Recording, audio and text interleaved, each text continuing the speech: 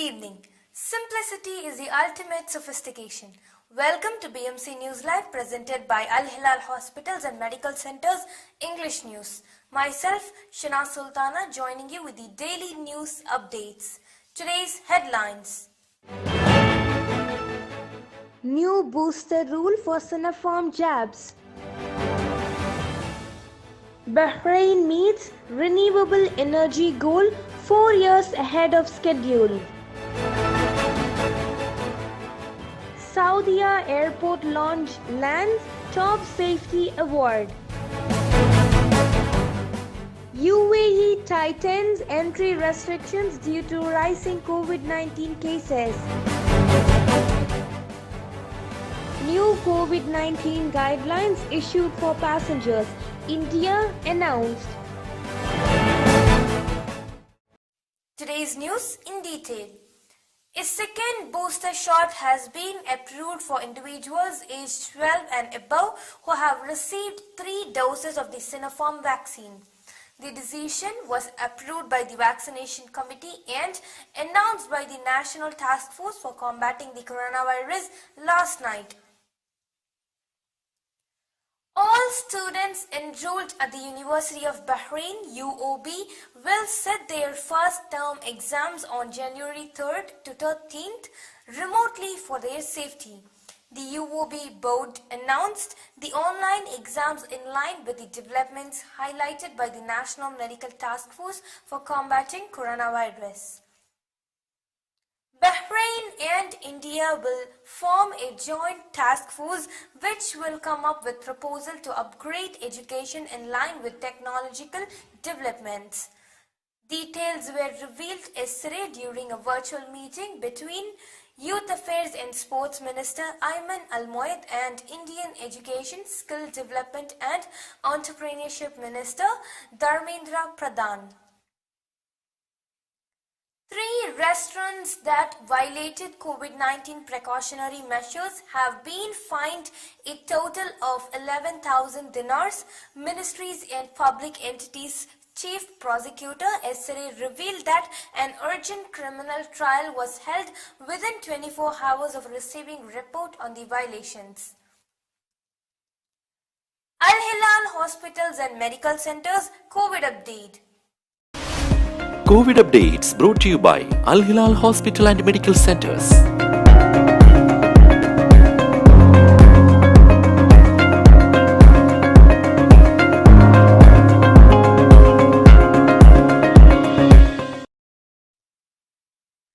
Labour and Social Development Minister Jamil Humaidan headed Bahrain's delegation to the 41st session of the Council of Arab Ministers of Social Affairs.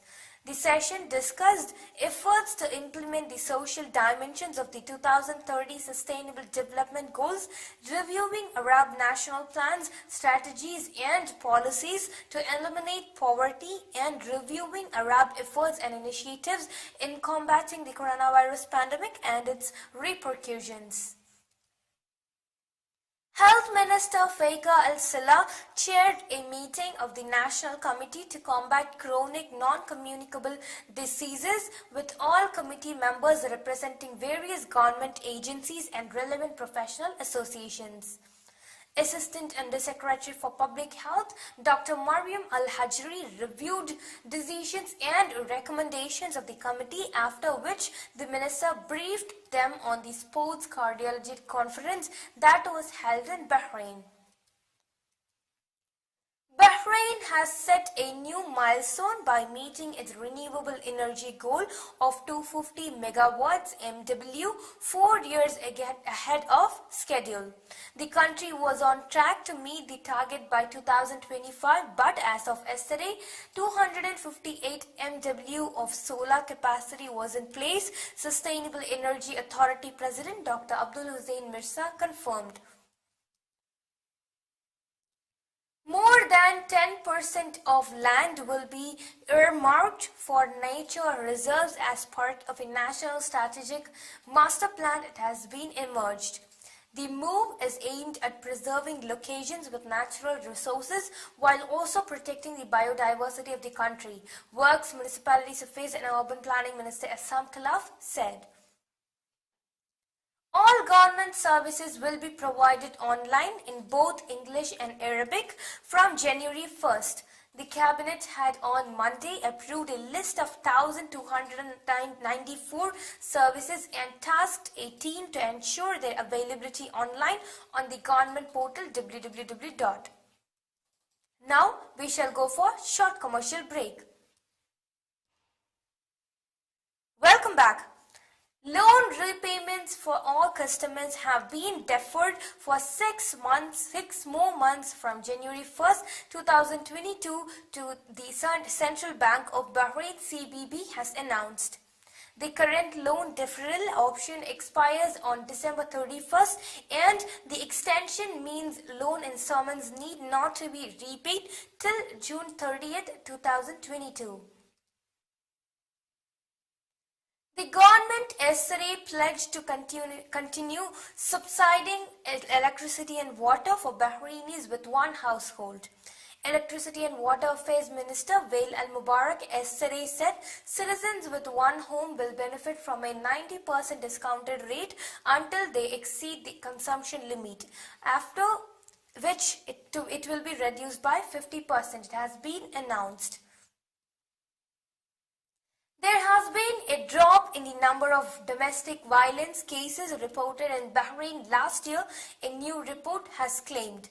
However, this has been attributed to the coronavirus restrictions, making it harder for victims to report domestic violence and social distance making in-person consultations infeasible.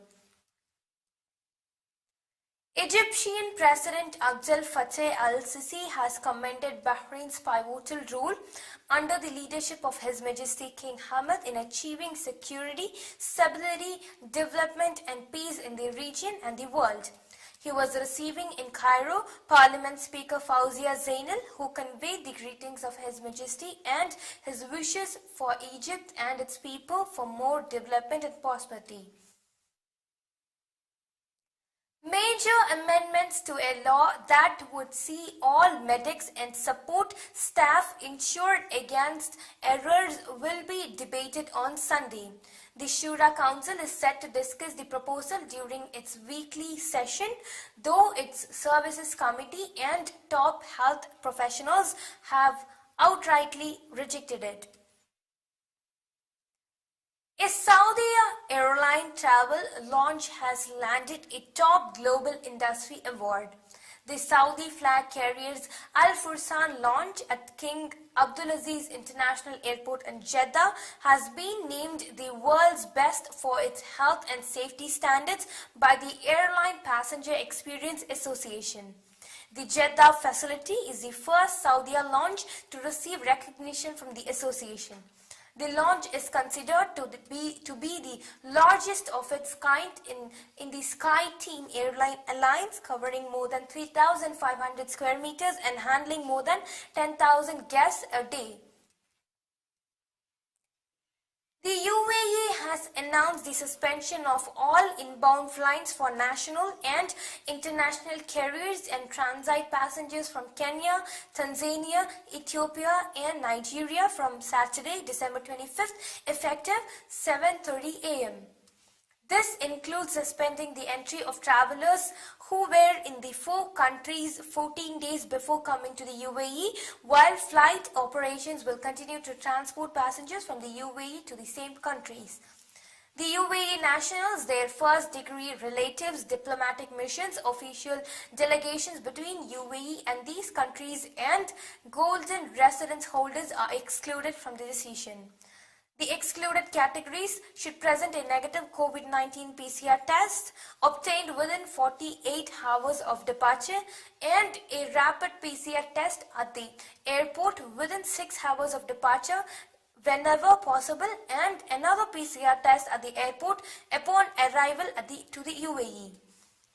UAE citizens are barred from traveling to the 4 African countries except for the country's emergency treatment cases, official delegations and scholarships. Those coming on direct flights from Uganda and Ghana must have a negative COVID-19 test certificate obtained within 48 hours and a rapid PCR test at the airport within 6 hours of the departure. Those coming from Uganda and Ghana to the UAE on transit flights will have an additional rapid PCR test at the transit airport before being allowed to enter the UAE. A 3-dose course of AstraZeneca's COVID-19 vaccine is effective against the Omicron coronavirus variant, the pharmaceutical company said on Thursday.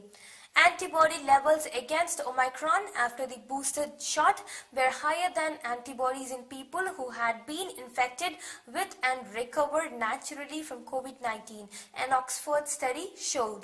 After a 3-dose course of the vaccine, neutralizing levels against Omicron were similar to those against the virus Delta's variant after 2 doses.